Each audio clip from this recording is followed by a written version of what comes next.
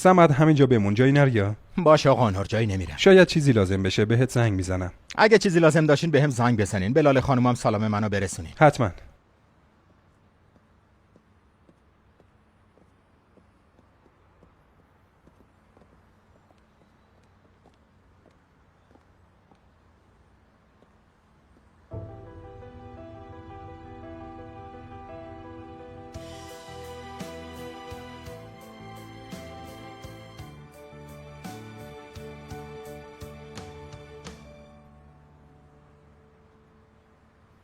چیز زنگ زدم تا صداتو بشنوم. فکر میکردم شاید تو هم دلتنگم شده باشی. فقط به خاطر همین زنگ زدی؟ آره. آخه من چرا دلتنگت بشم؟ خب چه میدونم، همینجوری یه چیزی گفتم. دلیلی برای دلتنگ شدن نمیبینم. جدی میگی؟ اصلا؟ شاید چون ازم ناراحتی. آدم از کسی ناراحت میشه که براش ارزش داشته باشه. تو هیچ ارزشی برای من نداری. الانم خیلی سرم شلوغه.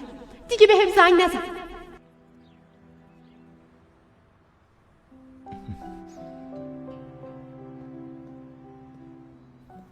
نرگس، سمد، تو اینجا چی کار میکنی؟ من یکی از دوستان مریضه، اون اومدم ببینمش. ببین چجوری دروغ میگه. آخه چطور امکان داره؟ حتما منو تعقیب کرده. تو اینجا چی کار میکنی؟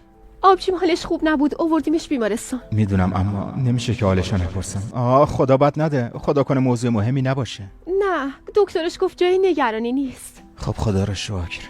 تو هنوز نرفتی؟ برم؟ نه منظورم آمریکا بود. گفتی میخوای بری، چرا نرفتی؟ نرفتم، نتونستم برم. نرگس، من نتونستم فراموشت کنم. خیلی دلم برات تنگ شده بود. به خاطر حرفایی که بهت گفتم خیلی پشیمونم. میدونم من یه آدم احمقم. سمد، من نمیخوام در مورد این چیزا حرف بزنم. نرگس، من همه چی رو بهت میگم. مطمئنم بهم حق میدی و درکم میکنی.